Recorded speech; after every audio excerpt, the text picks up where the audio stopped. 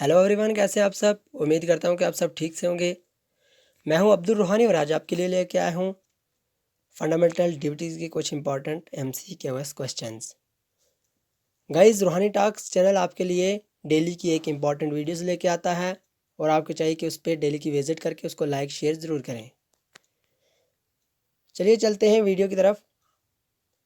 यहाँ पे मैं आपको कुछ 4 ऑप्शन भी दूंगा। MCQs क्वेश्चन होंगे और 4 ऑप्शन होंगे साथ में। आपको चाहिए कि जो भी राइट आंसर होगा उसको कमेंट बॉक्स में लिख दें ताकि आपको इन पे पता चल जाए कि आप इस एग्ज़ाम के लिए कितने प्रिपेयर हैं। हमारा जो फर्स्ट का क्वेश्चन है, आज हम डिस्कस करेंगे फंडामेंटल राइट्स के कुछ इंपॉर्टेंट क्वेश्चंस पे। तो हमारा जो फर्स्ट वाला क्वेश्चन है, the constitution of India adopted fundamental duties from the constitution of. यदि जो फंडामेंटल ड्यूटीज़ है वो हमने किस नेशन से लिया है, किस नेशन से अडॉप्ट किया। ठीक है, सिंपल सा क्वेश्चन है, ये तो आपको ऑलरेडी आता होगा। चलिए ट्राई करें। जो भी राइट आंसर है कमेंट बॉक्स में लिखते हैं please. Option number first Canada, second America, third Russia and fourth Japan. Guys, हमारा जो राइट आंसर है वो है option number C is the right answer, Russia. हमने जो फंडामेंटल ड्यूटीज़ हैं वो किससे ली हैं, रशिया से। क्वेश्चन नंबर सेकंड है हमारा, when fundamental duties were added in the constitution of India. हमारी जो फंडामेंटल ड्यूटीज़ हैं वो इंडिया कॉन्स्टिट्यूशन ने ऐड कब की थी। ऑप्शन 4 ऑप्शन दिए हैं 1974, option B 1975, option C 1976, option D 1977। जो हमारा राइट आंसर है option number C is the right answer, 1977। Question number 3, at present how many fundamental duties are in Indian constitution. यदि जो आज इंडियन कॉन्स्टिट्यूशन में fundamental duties total कितनी है। Option number A 10, B 11, C 12 and D 13। तो कितनी है comment box में ज़रूर लिखते हैं कितनी फंडामेंटल ड्यूटीज़ हैं आज। Option number B is the right answer, 11 fundamental duties in Indian constitution. Question number 4 है, in the Indian constitution fundamental duties are given in which article. यदि जो फंडामेंटल ड्यूटीज़ हैं इंडियन कॉन्स्टिट्यूशन ने किस article में रखा है। Option number A article 50A, B article 54, C article 43, D article 44। तो जो भी राइट आंसर होगा प्लीज़ कमेंट बॉक्स में ज़रूर लिखते हैं। Option number A is the right answer, article 50A।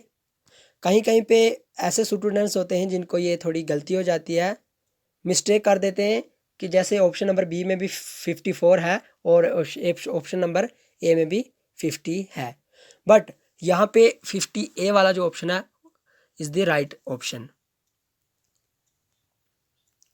Question number 5 है, which constitution amendment act was education to children between 6 and 14 years.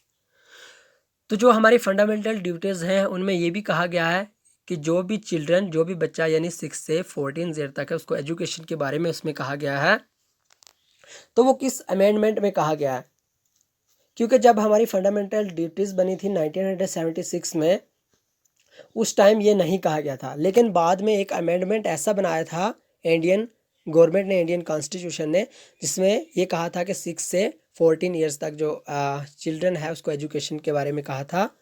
First option amendment act 85, B amendment act 86, C amendment act 87 and D amendment act 88। तो ये किस amendment act के तहत कहा गया था। Option number B is the right answer, amendment act 86। चलिए चलते हैं। 6 क्वेश्चन है हमारा, which among the following is not a fundamental duties of a यानी सिटीजन। यानी जो भी यहाँ पे फंडामेंटल ड्यूटीज दे हैं, कौन सा इनमें से फंडामेंटल ड्यूटीज नहीं है? Option number A, to safeguard public property, B to uphold protect the sovereignty unity and integrity of India, C secularism, D to abide by the constitution and respect its ideals. Guys यहाँ पे मैं आपको कुछ ऐसा tricks बताता हूँ question solve करने का।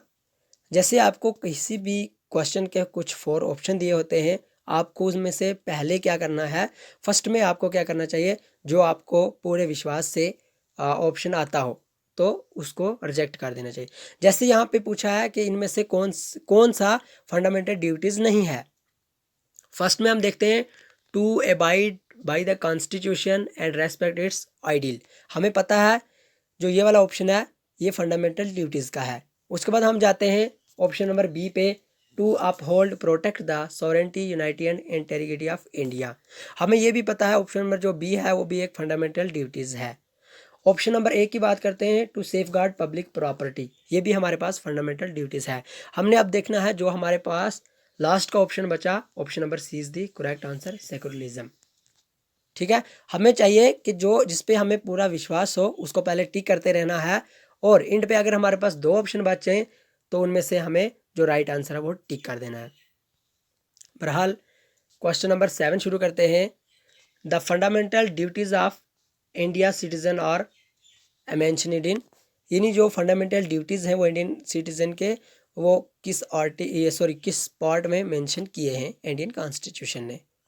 Option number first, option number A part 4th, B part 4th A, C part 3rd and D part 5th।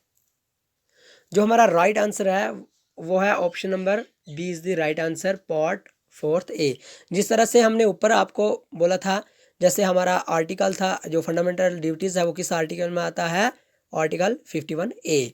वहाँ पे भी कुछ ऐसे ऑप्शन दिए थे, जैसे यहाँ पे पार्ट 4th है लेकिन पार्ट 4th के साथ में ए भी है यहाँ पे, और यहाँ पे हमें मिस्टेक नहीं होनी चाहिए, याद रखना ये।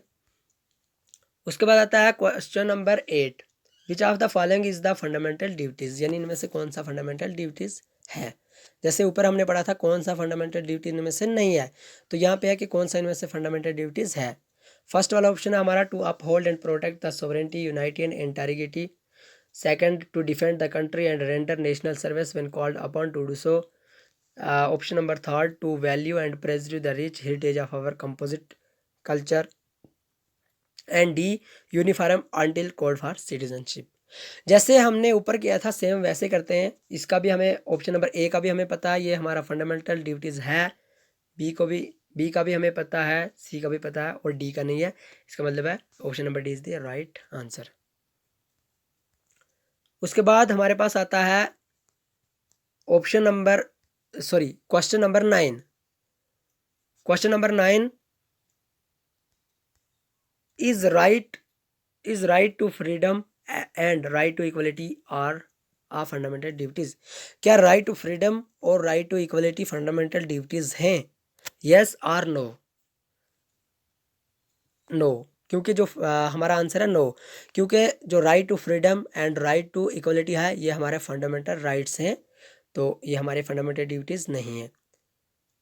लास्ट पे जो हमारा क्वेश्चन आता है वो है व्हाट इज़ फंडामेंटल ड्यूटीज़। यदि जो फंडामेंटल ड्यूटीज़ क्या हैं इनके बारे में हम सिंपल से डिस्कस करते हैं।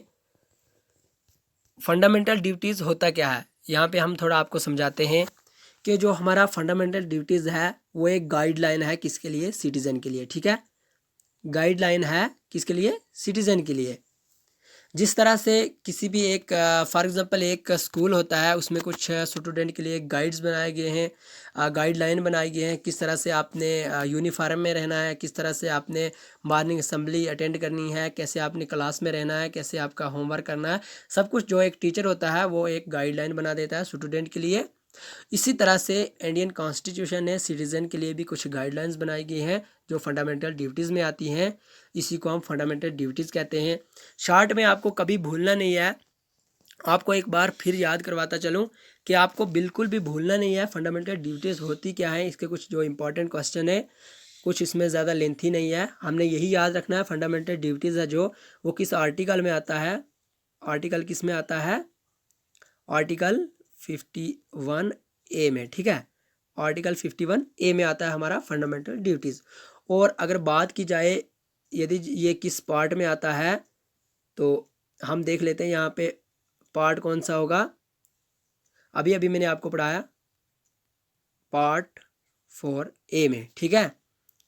उसके बाद हम देखते हैं कि हमारा यानी किस अमेंडमेंट के तहत फंडामेंटल ड्यूटीज़ अमेंडमेंट, आपको ये भी अभी पढ़ाया था। जिसने विदाउट स्किप की होगी वीडियो, जिसने स्किप नहीं की होगी वो जल्दी से बता देगा किस अमेंडमेंट में, 44, ठीक है। उसके बाद हम देखते हैं कि ये किसने स्टार्ट की थी, ठीक है, जो फंडामेंटल ड्यूटीज़ थी। फर्स्ट इसका अडॉप्टर कौन है, ये है SWARAN, स्वरण सिंह कमेटी, ठीक है। स्वरण सिंह कमेटी ने कब की थी, ये भी आपको मैंने अभी भी पढ़ाया था 1976 में, ठीक है। तो गाइज इस तरह से आपको ये जो मेन क्वेश्चन है ये आपको याद रखने हैं। तो इसी के साथ दीजिए इजाज़त, अल्लाह हाफिज़।